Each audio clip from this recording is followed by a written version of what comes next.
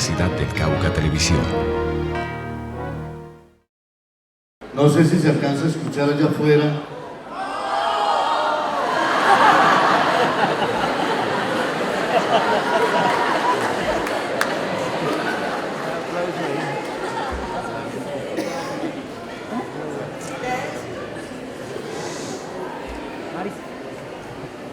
Agradezco mucho esta invitación,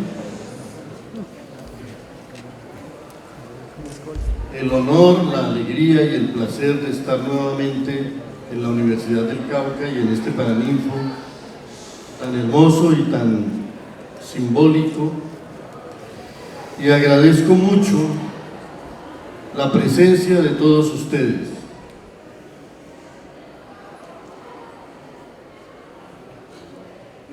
Uno de los temas que más nos preocupa y nos debería preocupar en esta época es el tema de la verdadera definición de la democracia. Yo diría que el único rey legítimo sería el que conociera el nombre, el destino y los talentos de cada ciudadano. Ese rey parece imposible, pero ese rey podría existir, siquiera como un símbolo, porque no es una persona, sino un sistema. Y la democracia es ese sistema que tiene el deber de conocer el nombre, el destino y los talentos de cada ciudadano. Sin embargo, lo que hoy llamamos democracia más bien responde a la definición que de ella hizo irónicamente Jorge Luis Borges. La democracia, dijo, ese curioso abuso de la estadística. La verdad es que a partir de cierto momento la democracia en nuestro mundo dejó de ser la preocupación porque cada ciudadano tuviera una participación en las decisiones del mundo y se convirtió en ese abuso de la estadística. ¿Qué es la estadística? La estadística es una técnica en la cual tienden a desaparecer los individuos y todo se va convirtiendo en cifras. Chesterton decía que es extraño que 1000 desapariciones del universo físico, 1000 horribles y dolorosas desapariciones del universo físico tiendan a ser vistas solo como la mortalidad de un distrito. A partir de cierto momento dejamos de ser individuos, dejamos de ser ciudadanos y nos convertimos en cifras, en números. Las elecciones no suelen contar seres humanos, cuentan votos. Y en esos votos el ser humano parece desaparecer y convertirse en un número más. A veces los políticos terminan creyendo que no están trabajando para conquistar voluntades para un proyecto histórico, sino cifras, votos, números, uno más para mi proyecto. Y creo que eso desvaloriza muchísimo el tema de la democracia. Y creo que el crecimiento desaforado de la población en el mundo ha contribuido a esa suerte de desvalorización de cada individuo. Cuando somos tantos y tantos y tantos y cada vez más, tienden a perderse los rostros, los nombres, las singularidades, las almas, los destinos, y todos tendemos a desaparecer bajo la mera calidad de productores, consumidores, tributantes y electores. Pero creo que eso vulnera profundamente el orden de la civilización. Yo creo que es necesaria y urgente en todo el mundo una recuperación del sentido y del valor de cada ciudadano. Yo creo que la fiesta de la democracia tendría que dejar de ser una fiesta que gira alrededor de unos candidatos y debería empezar a ser una fiesta que gira alrededor de cada ciudadano y de la importancia de cada ciudadano para que la sociedad funcione. En esa medida, mucho más importante que contribuir al triunfo de unos candidatos es sentir que cada ciudadano está encontrando un camino, una alternativa y una solución. Hay un extraño verso de León de Greiff en un poema que se llama Balada de la fórmula definitiva y paradojal. Ese verso dice: todo no vale nada si el resto vale menos. Es muy difícil entender qué quiere decir el poeta con esa frase. Todo no vale nada si el resto vale menos.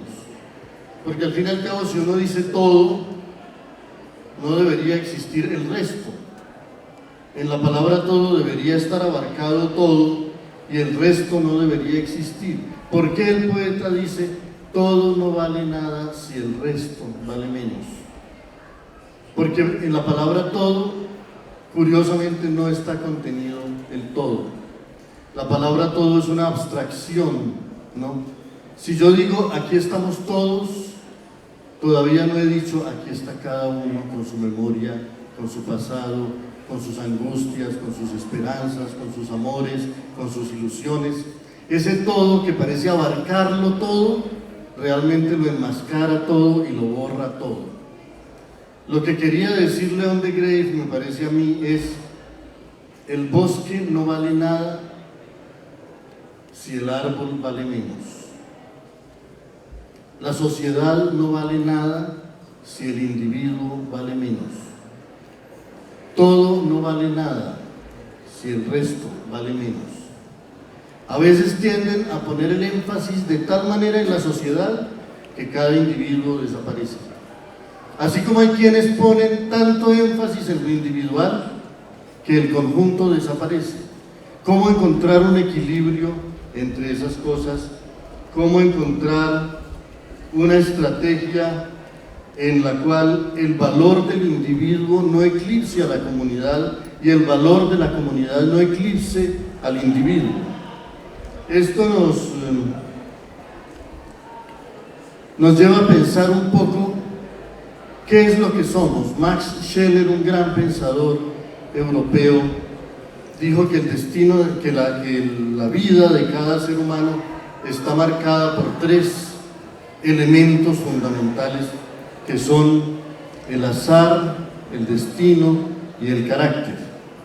Y él llamaba carácter a lo que cada uno de nosotros biológicamente es, lo que nos diferencia, porque hay unos que somos más lentos, otros que son más rápidos, unos que son más reflexivos, otros que son más activos, unos que son irascibles, otros que son serenos.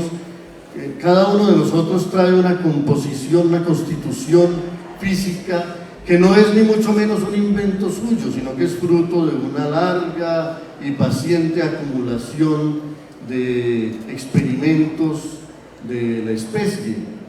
En nosotros está la memoria de los reptiles y la memoria de las primeras aves. Cada uno de nosotros no es, digámoslo así, un individuo, sino la acumulación de los saberes y de las destrezas de millones de seres que nos precedieron.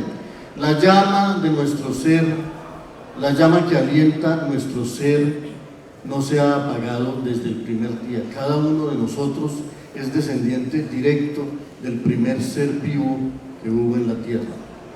Eso nos confiere no solamente la condición de individuos, sino la condición de síntesis de la vida, de síntesis de la historia, de síntesis de la humanidad. A veces no sabemos apreciar la extrañeza de lo que somos, el milagro de lo que somos, si solo pensáramos en nosotros como seres biológicos, depositarios de esa larga acumulación de saberes, de destrezas, de tanteos, de exploraciones que hizo la vida para llegar hasta nosotros.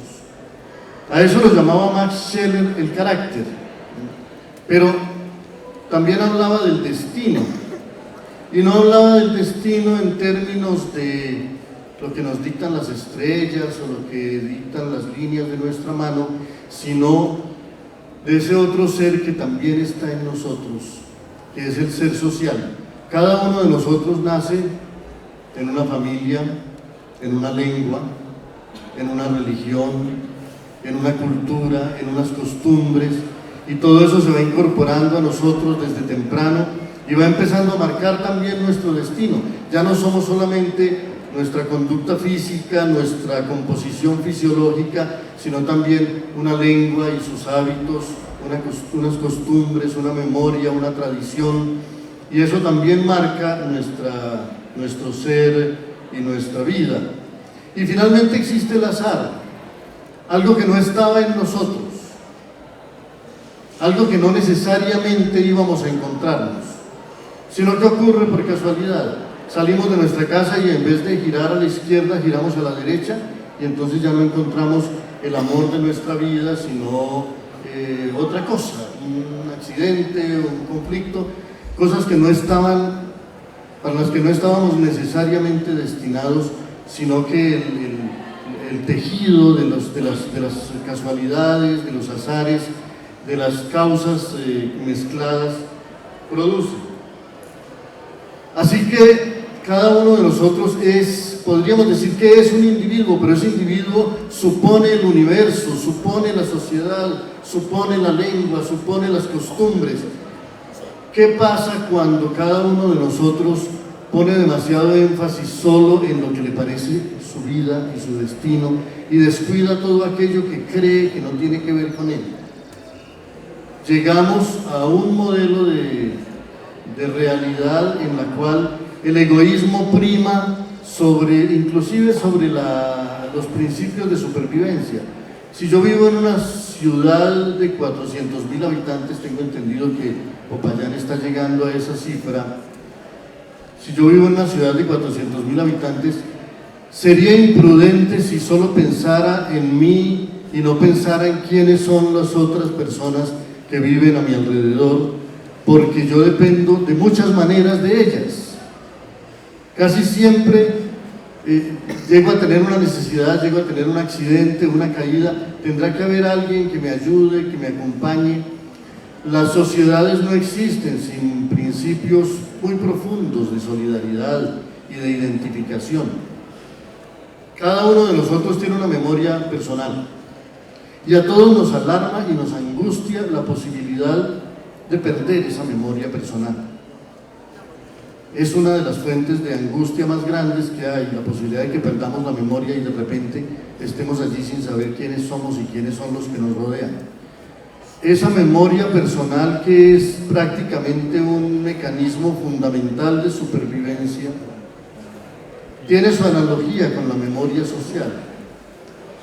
También es necesario que tengamos una memoria colectiva, una memoria compartida, y debería preocuparnos tanto la pérdida de la memoria social como la pérdida de la memoria individual.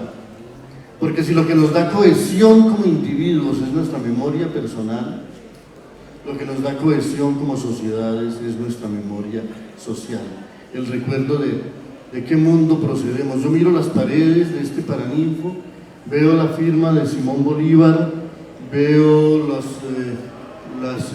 imágenes de algunos próceres, veo esa invocación a la memoria colectiva que hay aquí, y siento qué tan importante es que nosotros crezcamos en un mundo cuya historia conozcamos, para que nos sintamos verdaderamente hermanos, para que nos sintamos verdaderamente conciudadanos. Si nosotros no sabemos qué pasó aquí antes de que nosotros llegáramos, cómo se formó este país, cómo se formaron estas instituciones, cómo se formó esta comunidad, difícilmente aprenderemos a vernos los unos a los otros como conciudadanos, a respetarnos los unos a los otros como conciudadanos y a trabajar juntos en busca de un fin común. Y qué desafortunado es comprobar que la historia de Colombia es la historia, sobre todo, de una dirigencia a la que hay que criticar mucho. Yo me esfuerzo por criticarla, no por insultarla, por criticarla con seriedad y con indignación, porque el principal deber de una dirigencia en cualquier país del mundo es crear una comunidad reconciliada.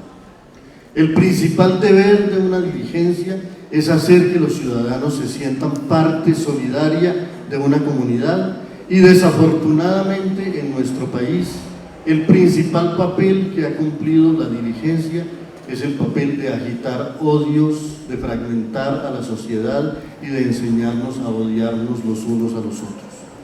Yo crecí en este país en tiempos de la violencia de los años 50. Lo más grave de esa violencia era que el país de repente empezó a ser polarizado entre dos bandos, y lo más triste de esa polarización es que esos bandos no se diferenciaban, salvo por el color del pañuelo, los unos de los otros. No había una diferencia filosófica, no había una diferencia programática, no había una diferencia en la concepción del modelo de sociedad, no había una diferencia en la concepción del ser humano, en la cosmovisión, no, era una diferencia puramente artificial, articulada por los políticos, predicada por los políticos para engendrar odio, para engendrar resentimiento y para engendrar exclusión. Y no hay nada, la humanidad ha vivido muchas guerras en su historia. Las más tristes de esas guerras, las más sórdidas de esas guerras y las más estériles de esas guerras son las guerras que se hacen por motivos artificiales. Cuando yo tengo que odiar al otro y no tengo razones para odiarlo, sino solamente porque me dijeron que pertenecía a un partido distinto. Son inclusive más comprensibles, sin ser justificables, las guerras entre religiones distintas, entre razas distintas, pero las guerras entre hermanos que son idénticos en todo, que eran parientes, que eran amigos hasta antes de que empezara la prédica de la intolerancia, son verdaderamente terribles, porque nadie entiende por qué la gente se está matando, y a veces porque se mata con tanta saña, con tanta besaña. Entonces yo creo que Colombia debería estar sobre todo curada de su fe en quienes solo predican el odio al contrario. Yo creo que si algo ha conspirado contra nuestra paz, contra nuestra seguridad y contra nuestra prosperidad, es una manera de hacer política en la cual yo no me entusiasme por las cosas que quiero hacer, sino que solo me entusiasme por quién es enemigo mío, quién es distinto, quién piensa de otra manera. Y desafortunadamente, y me parece que es importante decirlo hoy, porque lo que yo siento crecer hoy a mi alrededor es ese tipo de política, en la que no pesan sobre todo los argumentos, las propuestas, los análisis, las soluciones, sino quién es mi enemigo, quién es malo, quién es el otro, ¿no?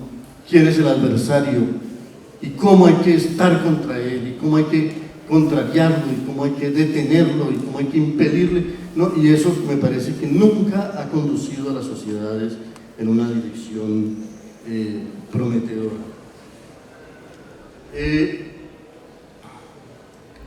Pero la democracia en todo el mundo está corriendo graves riesgos, porque hace rato ya dejó de ser la medición de la voluntad de las personas y empezó a ser cómo manipular la voluntad de las personas, cómo acarrear personas, cómo comprar la voluntad de las personas.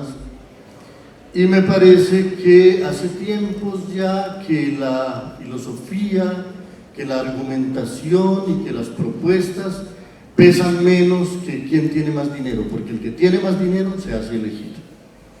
Y el que tiene menos dinero no tiene la capacidad de competir, y la democracia se vuelve una farsa y se vuelve una estafa cuando el voto no es un voto de opinión. En Colombia nos hemos acostumbrado a la idea de que no,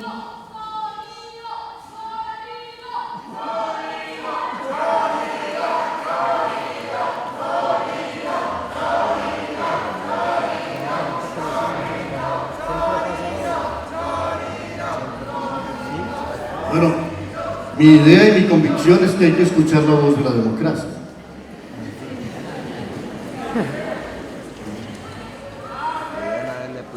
Y una de las cosas que me interesa mencionar,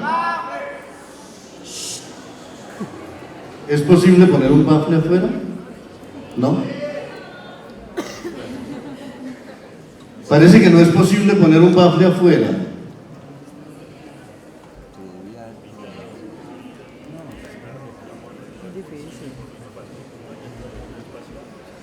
Bueno, vamos a intentar, creo que no puedo hablar más duro, pero pues vamos a intentar avanzar con la reflexión.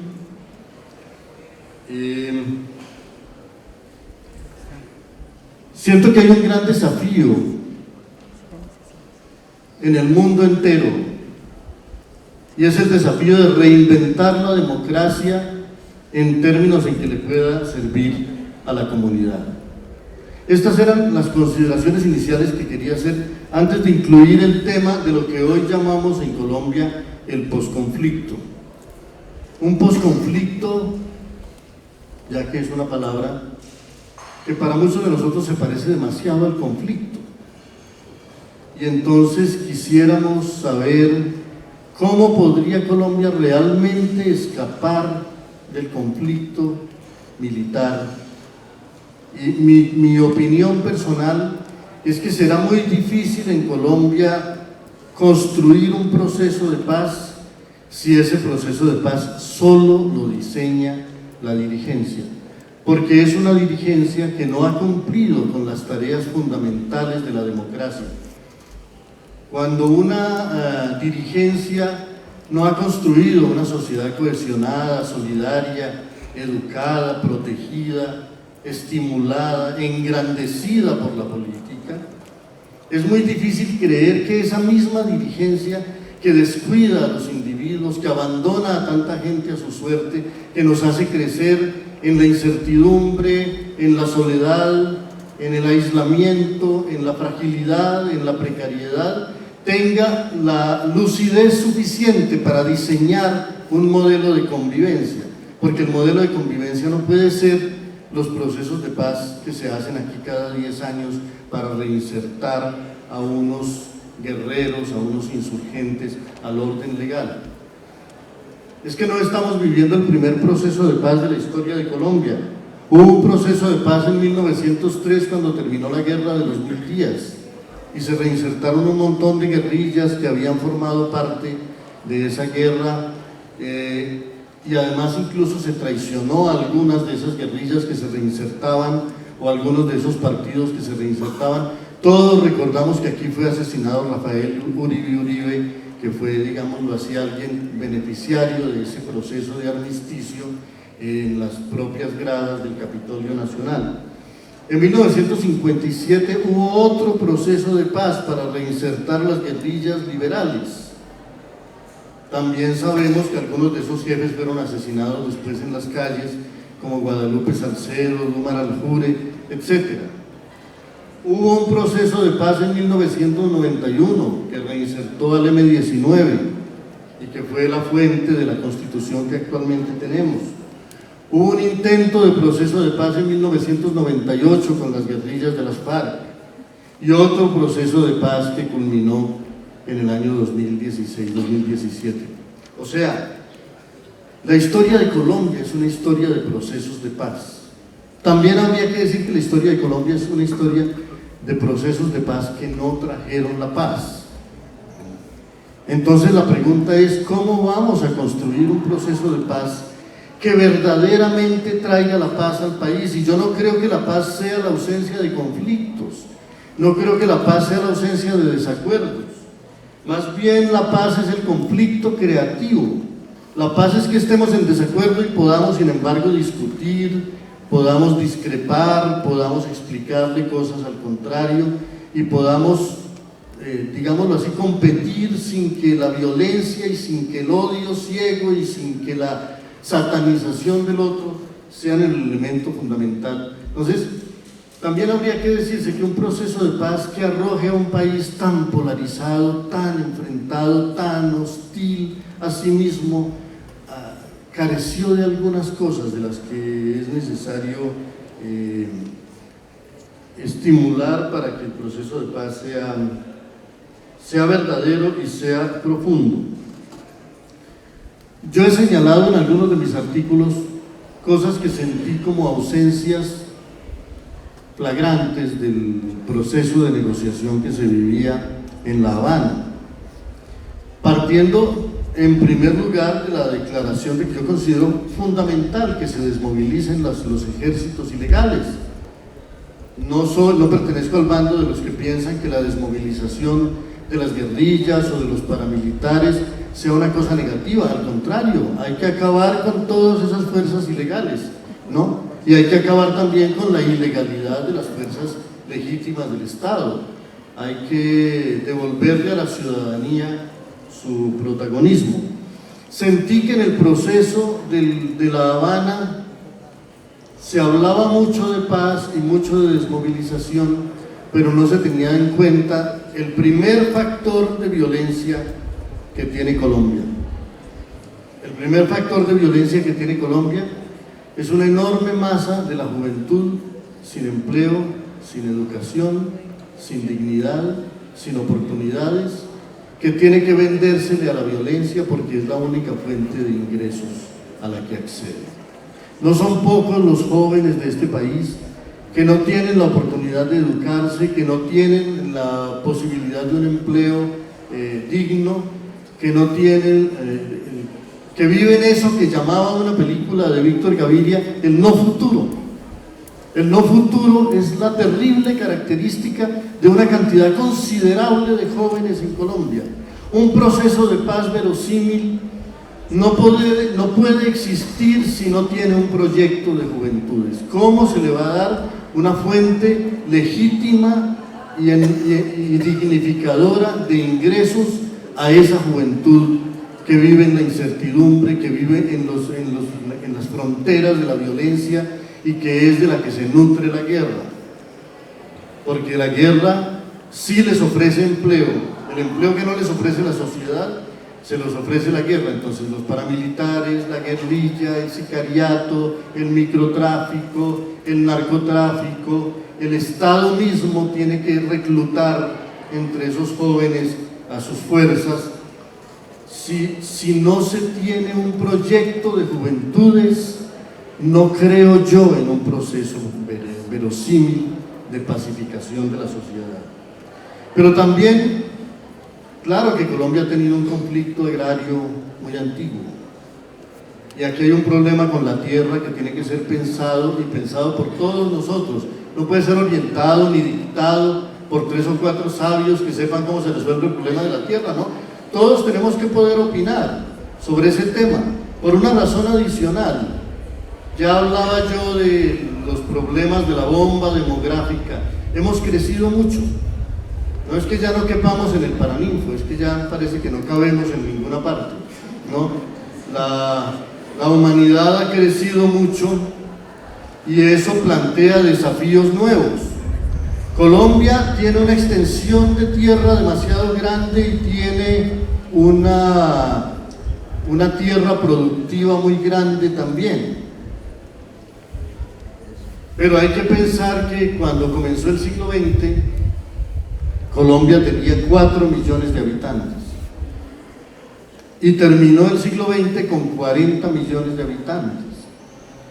Pasar de 4 millones a 40 millones, los 4 millones de comienzos del siglo XX ni se veían en todo este territorio, estaban suficientemente dispersos por esta maravillosa geografía colombiana que pues no se veían, no se sentía el peso de la humanidad sobre el territorio. Un siglo después, 40 millones de personas ya se sienten. Y lo más grave es que llegamos un siglo después a los 40 millones de habitantes con la misma estructura de propiedad que el país tenía cuando éramos 4 millones. Entonces, esos millones de hectáreas en los que era posible que hubiera latifundistas que tenían 100.000 y 200.000 hectáreas, la concesión Aranzazu tenía 200.000 hectáreas, la concesión Villegas tenía 200.000 hectáreas, la concesión La Burila otro tanto. Había propiedades inmensas, pero bueno, el país tenía 4 millones de habitantes y eso hasta se podía entender. Pero ahora hemos llegado a los 50 millones de habitantes y hay menos propietarios que antes. Y en realidad son 5.000 personas las que son dueñas de buena parte de la tierra productiva de este país. A mí no me parece que lo preocupante sea quién es el dueño de la tierra. A mí me parece que lo preocupante es qué tanto está sirviendo la tierra para satisfacer las necesidades de la comunidad. Si alguien quiere hacerse cargo de 100.000 hectáreas, pues que pague las consecuencias de ser dueño de 100.000 hectáreas, o sea, los impuestos que hay que pagar, la responsabilidad social que hay que tener, pero que esas 100.000 hectáreas le produzcan a la nación lo que tendrían que producirle. Los deberes sociales de la propiedad están formulados por la ley desde los tiempos de la ley de tierras de Laya Herrera en el año 30, va a ser casi un siglo. Ningún propietario puede decir esto es mío y hago con él lo que quiera. Si yo soy dueño de unos bosques, yo no puedo decir yo arraso con esos bosques porque esto es tierra mía. Los seres humanos no somos tan dueños del mundo como creemos. Tenemos no solamente derechos, sino deberes. Y yo creo que debería pasar la época en que el ser humano cree ser el dueño de la naturaleza y la encarnación de la voluntad divina. El respeto por la naturaleza, el respeto por las otras criaturas, tiene que abrirse camino. Porque es que un tigre no es un tigre es la salud de un ecosistema. Si hay tigres, hay salud en ese ecosistema. Entonces el dueño no puede llegar a matar el tigre simplemente porque yo soy dueño de esta hacienda. Yo creo que la propiedad tiene que tener no solamente derechos, sino responsabilidades. Y cada ciudadano tiene que tener no solo derechos, sino responsabilidades. Y a nosotros nos han enseñado una idea de la propiedad arbitraria y totalmente insolidaria. ¿Cómo puedo ser yo dueño de 100.000 hectáreas y no importarme la gente que vive allí, no importarme los grillos, los árboles, las salamandras, los pájaros, las serpientes? El mundo es muy misterioso y es mágico y es milagroso, pero cada criatura forma parte de un proceso, forma parte de un diseño. Todos necesitamos de todos. Estaba viendo yo esta mañana en la prensa que los claros que están abriendo en la selva amazónica, los que arrasan la selva para sembrar o los que arrasan la selva para traficar con los árboles, están calentando el planeta más de lo que se esperaba. Porque lo que acaban de descubrir los científicos es que una de las razones por las cuales la naturaleza produce bosques es para impedir que los rayos del sol calienten el planeta. Es una ingeniosa manera que encontró la vida de poner agua sobre los territorios. No agua como un espejo, como en los mares o en los lagos, sino agua organizada en árboles y en vegetación que enfrían y que moderan la temperatura. O sea, un árbol y un bosque son un recurso de la naturaleza para mantener el equilibrio térmico del planeta. Arrasar con esas selvas, arrasar, no es simplemente robarse la madera y todo eso, es calentar el planeta. Y creo que la educación tiene una responsabilidad grande en que no sepamos qué es en realidad un árbol, qué es en realidad un bosque y cuáles son los deberes que nosotros tenemos con todo eso. Entonces se planteaba en la negociación la solución de un asunto agrario, y claro, hay un problema agrario grande en Colombia y había un conflicto agrario muy serio, pero ¿qué proceso de paz será verosímil si no tenemos un proyecto urbano cuando hace ya décadas en Colombia la mayoría de la población está en las ciudades y no en los campos? El 80% de la población está en las ciudades. Un proyecto de paz tiene que ser un proyecto urbano. Y ese proyecto urbano tiene mucho que ver con el tipo de relación que las ciudades tienen con la naturaleza. Porque hay algunos alcaldes que piensan que como una ciudad no es un bosque, entonces hay que acabar con los árboles de la ciudad, que los bosques se queden allá afuera. Los seres humanos necesitamos árboles en todas partes y nada sería más saludable que una ciudad se convierta en un bosque. Todo esto significa que nuestra época plantea desafíos que tal vez otras épocas no tuvieron. El desafío de la propiedad, cuando somos 50 millones de habitantes, tiene que ser distinto al desafío de la propiedad cuando no había sino 4 millones.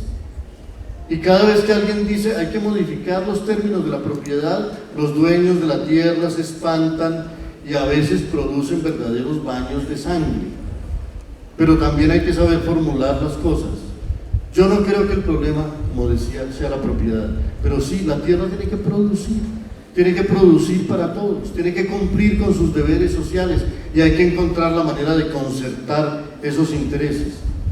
Quiero hacer solamente una pausa para explicarle a ustedes que en Colombia sí ha habido reforma agraria,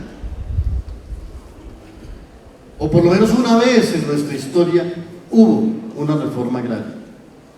Ocurrió a finales del siglo XIX. Las familias antioqueñas que vivían en parcelas crecían mucho. Ustedes saben que los antioqueños tenían pues 15 hijos, 17 hijos, y era muy difícil después repartir las parcelas entre tantos hijos. Entonces, cuando creció la población, los jóvenes empezaron a emigrar hacia el sur buscando tierras baldías, tierras vírgenes, donde poder tener algún futuro. Y al sur de Antioquia había una región que era la concesión Aranzazu, que había quedado despoblada desde la conquista. Por allá había pasado Jorge Robledo, que iba desde aquí, desde Popayán, enviado por Sebastián de Belalcázar para que conquistara el Cañón del Cauca y todas las tierras aledañas, pero desde los tiempos en que Jorge Robledo pasó fundando Anserma, fundando Bácora, fundando Arma, fundando Santa Rosa, Santa Fe de Antioquia, los pueblos indígenas habían sido exterminados y no habían quedado sino selvas, bosques tropicales en todas esas montañas al sur de Antioquia, en lo que hoy son los departamentos de Caldas, Risaralda, Quindío, el norte del Valle y el norte del Tolima. Esas tierras parecían baldías, pero aquí todo tiene dueño. Y los dueños eran la concesión Aranzazu, que no tenían esas tierras para cultivarlas, sino para sacar el oro de las minas. Los colonos empezaron a llegar desde el norte y empezó a haber conflictos entre la gran empresa dueña de todas esas tierras y los colonos. Y cuando esos conflictos llegaron a mayores y unos colonos mataron en el puente de Neira, que hoy es Caldas, a un gran señor de la concesión Aranzazu, Elías González, que era un general de la República y veterano de las guerras civiles, parecía que iba a haber una guerra civil allí entre colonos y testaferros de la fundación, de la concesión, y entonces el gobierno liberal de los Estados Unidos de Colombia, que fue una república federal que duró 25 años y que terminó con la Constitución del 86, ese gobierno federal colombiano consideró que para prevenir un gran conflicto social había que distribuir tierras entre los colonos. Y entonces la concesión Aranzazu le fueron quitadas más de 100.000 hectáreas para repartirlas entre los campesinos. Y a las otras concesiones que había les fueron quitadas o compradas hectáreas para repartir entre los campesinos, y 1 millón de hectáreas se distribuyeron a los campesinos a finales del siglo XIX, y de ese 1 millón de hectáreas, casi que por azar, porque nadie pensaba que esa fuera una tierra agrícola, todo el mundo la buscaba más bien porque era una tierra de minas, sembraron una planta que habían traído de Abisinia, que se llamaba el café, y resultó que esa tierra era muy fértil, muy veraz para producir el café, y el café se dio en tal abundancia que de un año a otro pasaron de 60.000 sacos a 600.000 sacos de café, y nació la zona cafetera, de la cual viviría Colombia por un siglo. Para los que dicen que las reformas agrarias no son útiles, deberían estudiar un poquito la historia de cómo un momento de generosidad del Estado colombiano, en donde 1 millón de hectáreas le fueron repartidas a unos campesinos, produjo la economía más próspera y más democrática que ha tenido el país, produjo la zona cafetera de la cual este país vivió por un siglo. Qué admiración que eso haya ocurrido. Y si Colombia fue capaz de vivir de ese 1 millón de hectáreas, no muy abundantemente, no muy opulentamente, pero muy dignamente, por un siglo, una reforma agraria sí sirve, y las 15 millones o los 20 millones de hectáreas que tiene Colombia, si se apropiaran y se explotaran debidamente, producirían una prosperidad que Colombia no ha conocido jamás. Pero ¿qué necesitamos para que eso ocurra? Tener una dirigencia verdadera, ¿no? No la que compra los votos, sino la que orienta al país, la que diseña propuestas, la que las concierta con la comunidad y la que deja de pelearse, como no tienen una economía diseñada, como cuando diseñan la economía es casi siempre para destruirla.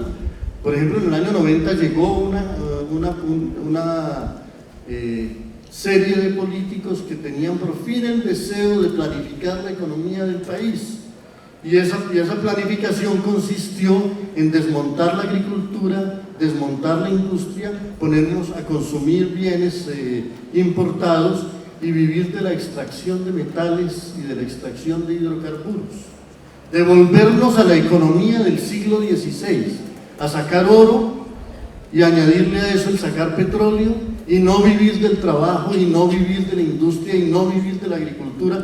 Fue la genial invención de estos señores que desmontaron la poca industria y la poca agricultura que tenía Colombia.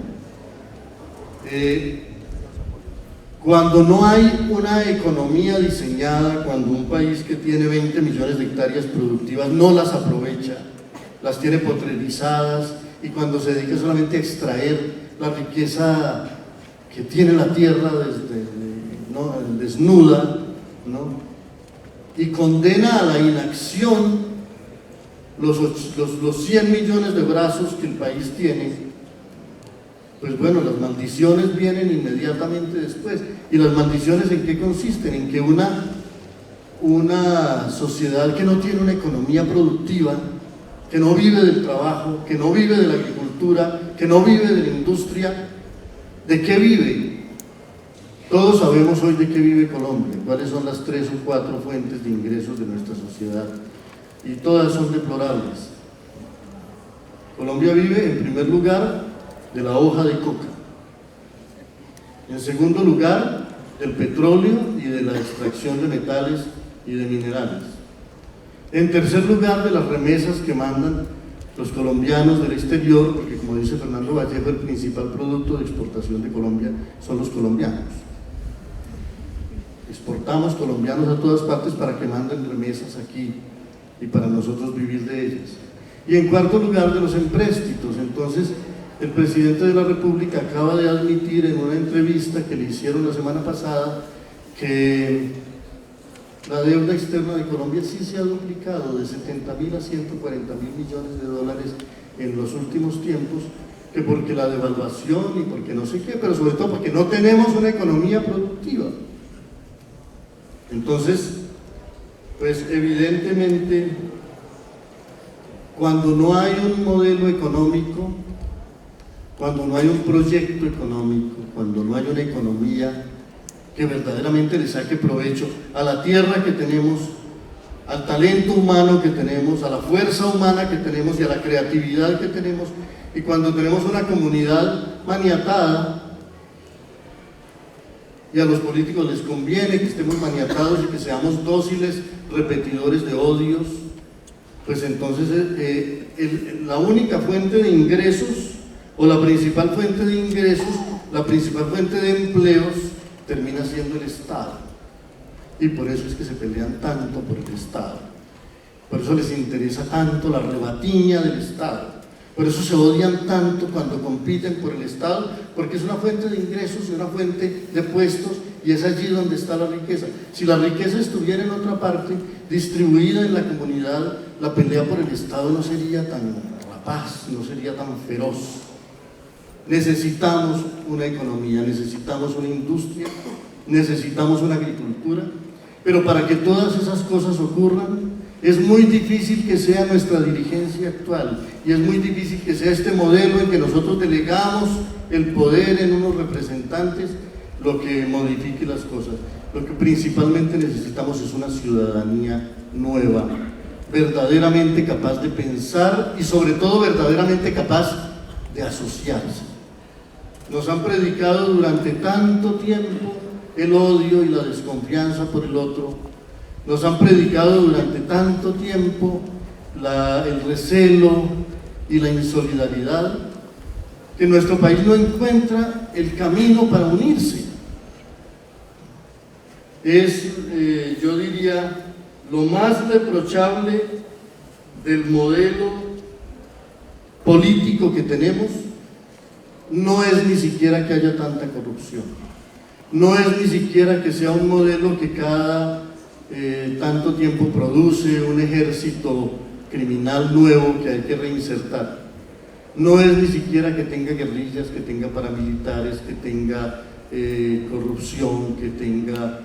No, lo más grave que tenemos es que no tenemos una ciudadanía capaz de ponerle freno a todo eso, y el principal deber de Colombia hoy es construir una economía, una sociedad, una ciudadanía solidaria, que sea capaz de convivir, que sea capaz de quererse, que sea capaz de respetarse, que sea capaz de engrandecerse y donde conozcamos de verdad a los demás y podamos trabajar juntos con ellos. Nadie nos va a salvar, nadie nos va a mejorar el país. El país seguirá como está si seguimos simplemente delegando nuestra responsabilidad. A la política, tal como hoy la entendemos, le encanta que nosotros solo seamos ciudadanos cada 4 años. El día en que votamos y al día siguiente podemos desentendernos otra vez de la política y ellos felices porque ya quedaron allá dueños de los puestos, dueños de las decisiones, nadie los llama a rendir cuentas de lo que hicieron, de manera que son dueños de todo con la mayor impunidad. Y todos vemos los niveles de corrupción, cómo crece la corrupción, cómo crece la irresponsabilidad, cómo crece una manera de la política en la cual la política no es una vocación de servicio, sino un negocio. Eso es algo sobre lo que tenemos que reflexionar muy profundamente, porque si no reinventamos la democracia y si no la reinventamos desde donde hay que reinventarla, es haciendo que cada ciudadano tenga un valor y deje de sentirse un cero a la izquierda de la política, difícilmente podremos tener otro país. Y en los problemas de Colombia, que ya son muy análogos a los problemas del mundo contemporáneo, porque la globalización realmente existe, ya son los problemas del mundo. Los temas centrales de la agenda colombiana hoy son los mismos temas centrales de la agenda mundial: el agua, el calentamiento global, el consumo desaforado de energías fósiles que contaminan y que calientan el planeta, la necesidad urgente de sustitución de fuentes de energía, la necesidad de recuperar un respeto trascendental, un respeto sagrado por la naturaleza y por el entorno, y la necesidad de proteger un mundo que está avanzando a pasos agigantados hacia la extinción. El deber de la nueva generación es el deber de cambiar radicalmente los términos de la política, no cambiar radicalmente quiénes son los políticos, sino cuáles son los términos de la política y los términos de nuestra participación en la política. Una política en la que cada ser humano importe, porque una política en la que cada ser humano no importe es una farsa. Una política en la que la gente no entregue resultados comprobables, sino estadísticas. En las estadísticas se puede hacer lo que sea. Este gobierno dice que sacó 5 millones de personas de la pobreza solo porque cambió los métodos de medición. Entonces, ya se supone que con el nuevo método de medición el que gane menos de 200.000 pesos es pobre. Pero yo no creo que esa sea la manera de medir realmente las cosas. La estadística en esa medida nos engaña. Cada ciudadano debe saber si vive o no en una democracia por cómo se siente en ella. Qué tantas esperanzas tiene, qué tanta protección tiene, qué tanta salud verdaderamente tiene, qué tantos ingresos tiene, qué tantas oportunidades tiene, cuánta seguridad, cuántas oportunidades, cuántas esperanzas.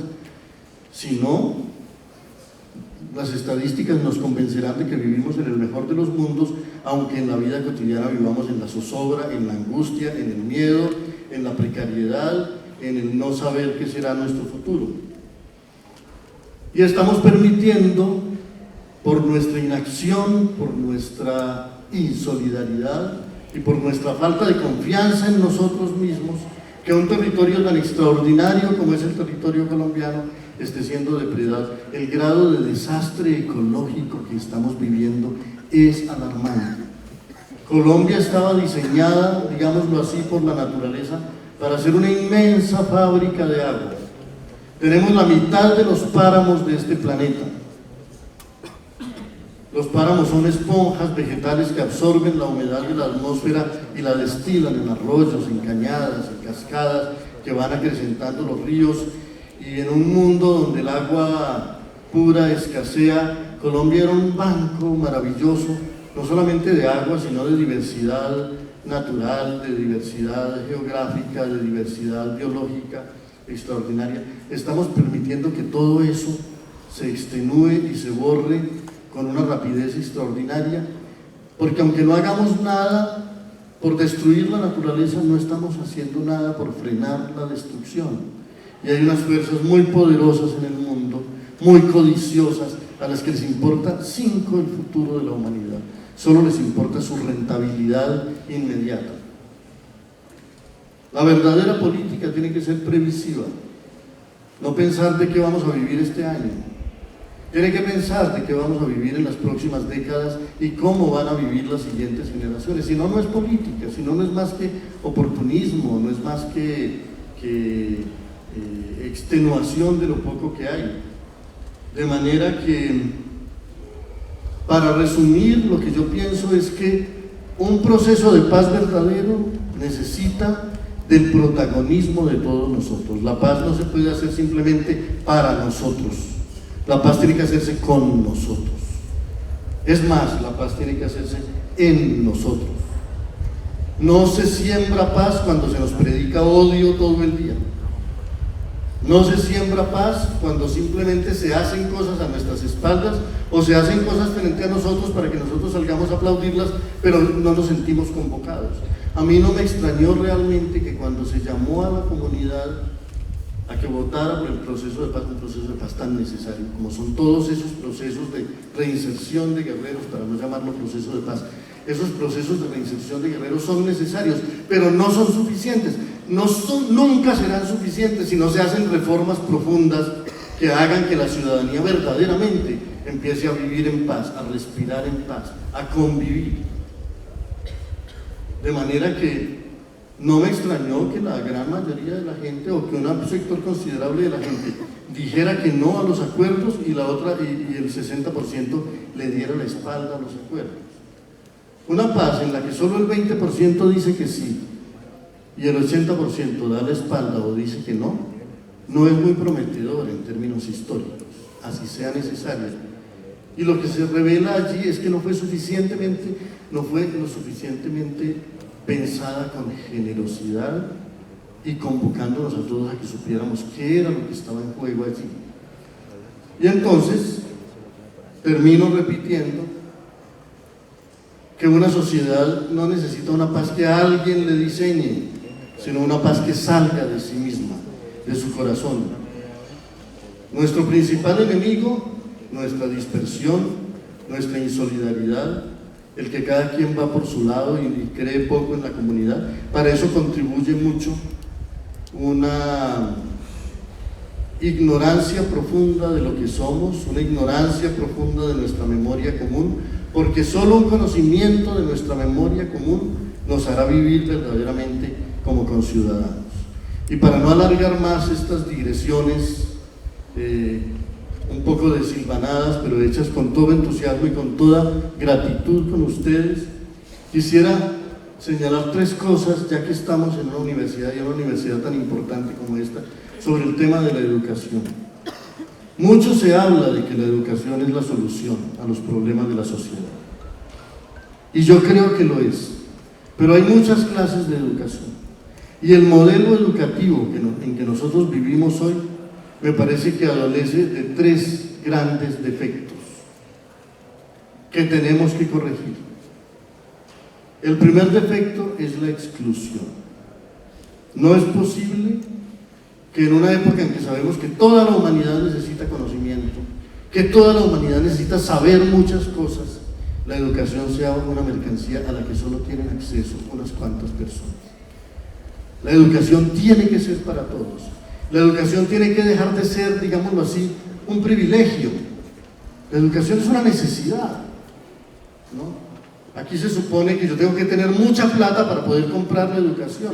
No, la sociedad debería estar interesada en que yo me eduque, facilitarme al máximo la posibilidad de educarme y facilitarle a toda la comunidad el acceso al conocimiento. Una educación excluyente es un suicidio de las sociedades.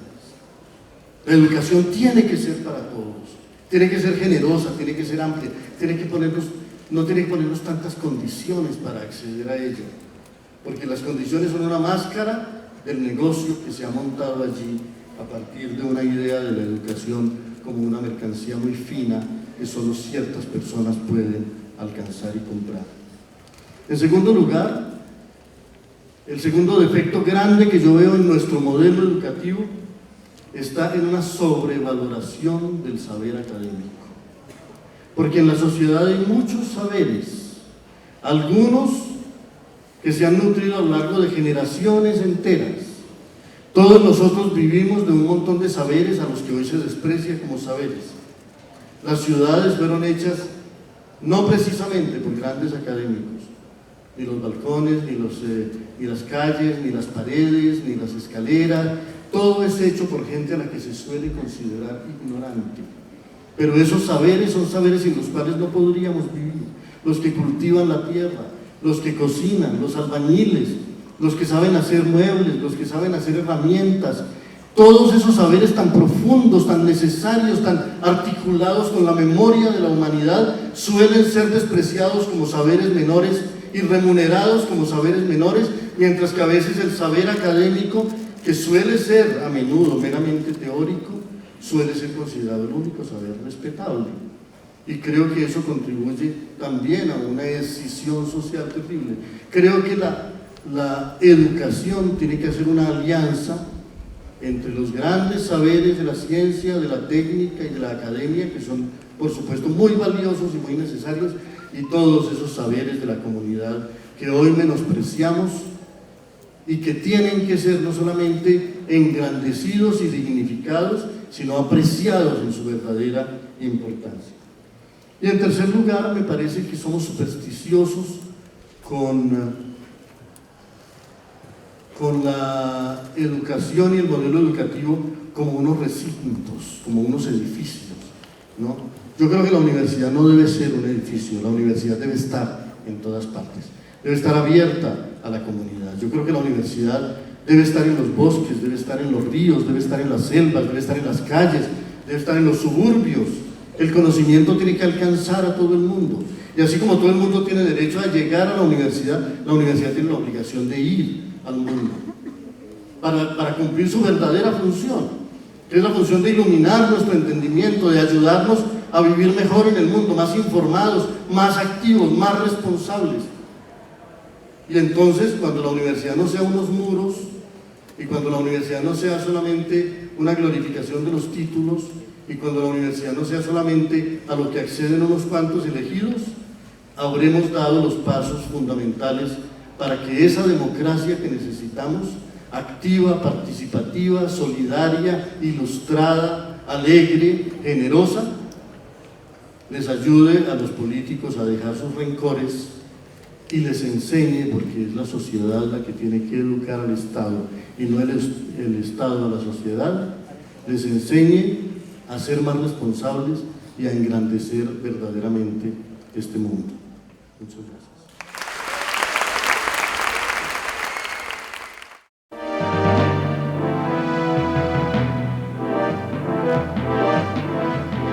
Universidad del Cauca Televisión.